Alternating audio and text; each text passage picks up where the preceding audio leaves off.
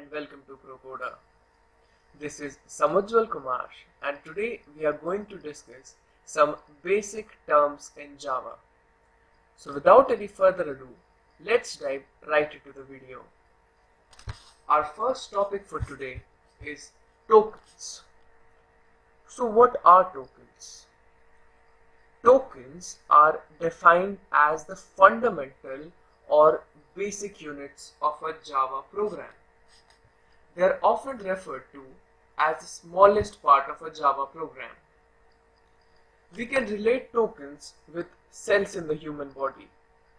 Just like cells make up the whole body and make it functional, similarly, tokens make up a Java program and also make it functional. Basically, there are 5 types of tokens that we need to deal with.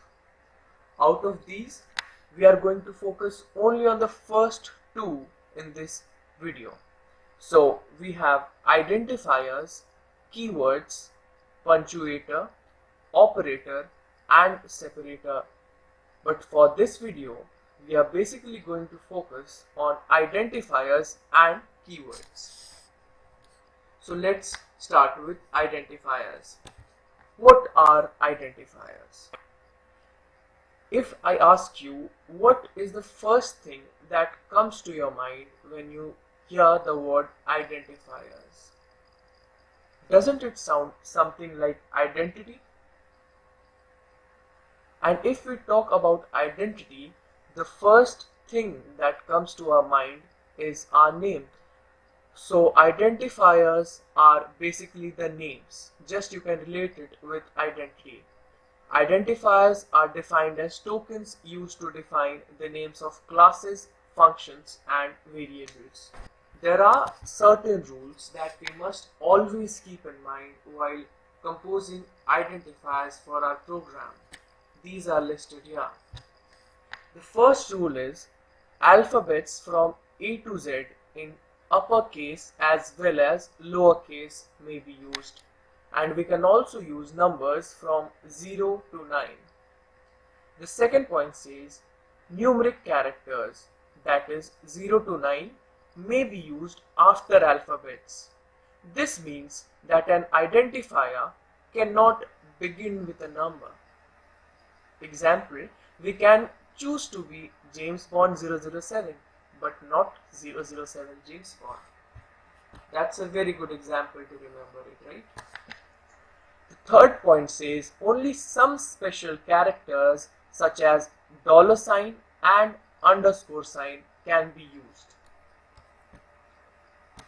Let's move to the fourth point. It says that identifiers must not be keywords. Now you might be wondering, what are keywords? So keywords are terms defined in the library of JDK or the Java Development Kit. We can simply refer to them as predefined terms. The next point says an important thing to keep in mind is that we cannot use space in identifiers. This is a very important point indeed.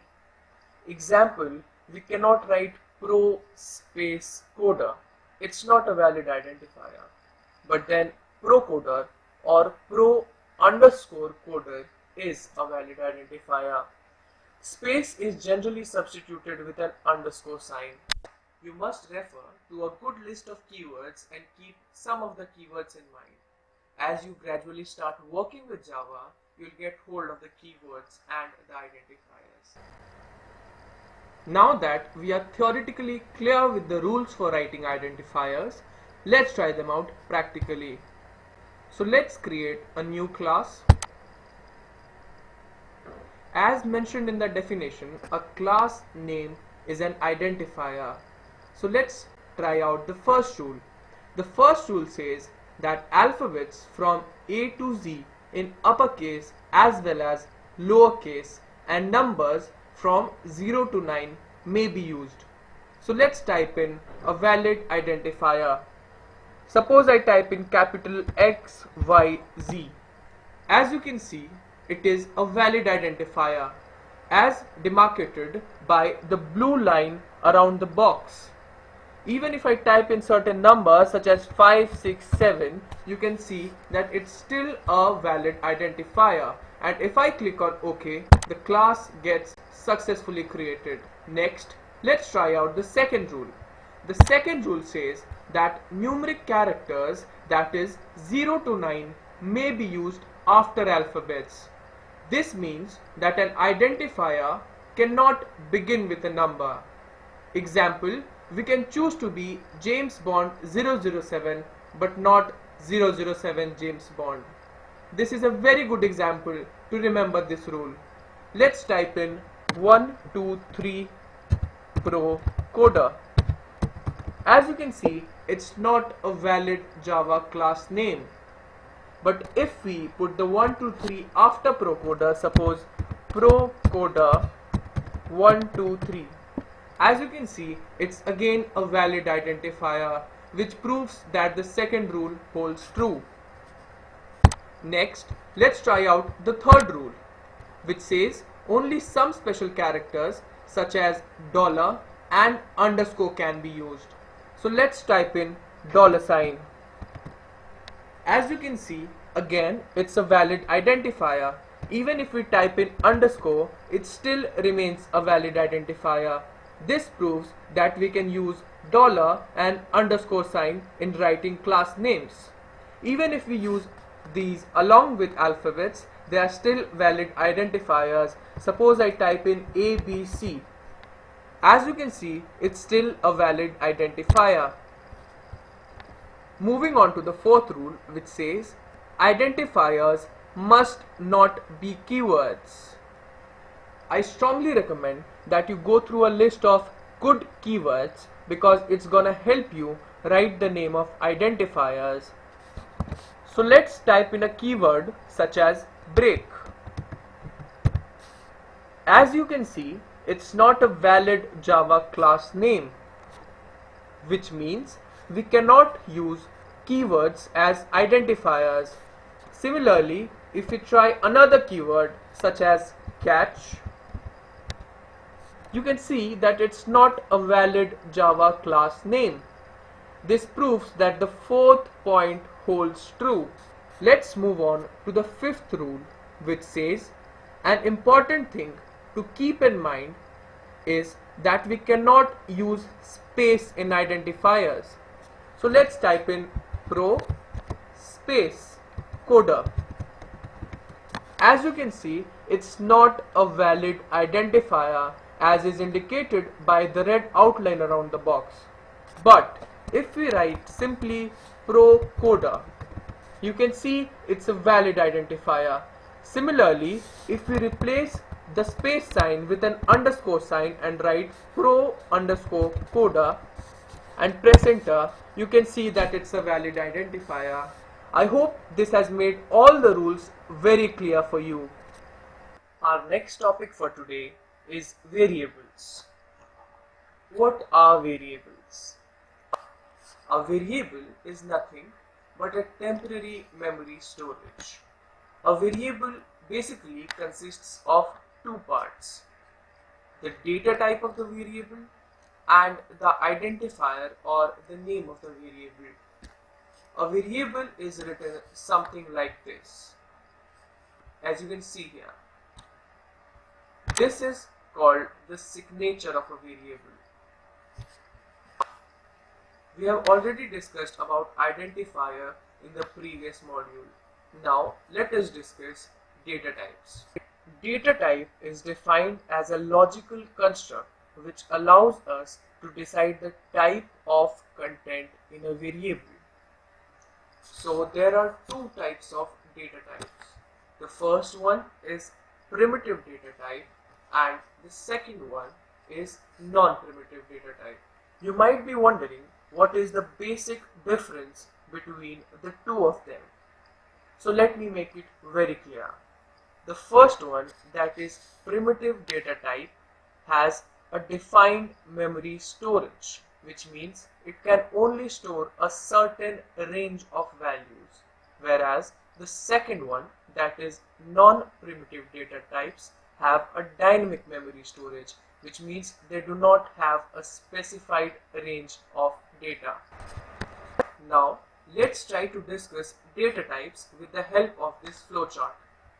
As mentioned earlier, there are basically two types of data type: primitive data types and non-primitive data types.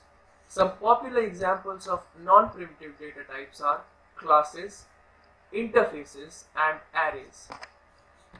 Let's discuss primitive data types. Primitive data types have been further classified into four categories. The first one is integer. Within integer, we have four types of data types, starting with byte, short, int, and then long. This list is in the increasing order of their sizes or ranges. Next, we have floating point. Floating point simply stores decimal numbers, as you might have studied in mathematics. Floating point consists of two data types, float and double. The third primitive data type is character, which has a single data type known as char. And the fourth and the final primitive data type is boolean, which has a single data type known as boolean as well. There is a fifth data type which is void, which does not store any data. Refer to this table to study the different types of data types. First, we have boolean. Its size is 1 bit. It's very necessary to remember the size of the data type. The size of boolean is 1 bit and it ranges from true to false, which means it may be true or false, not both of them at the same time. The next one is char or character.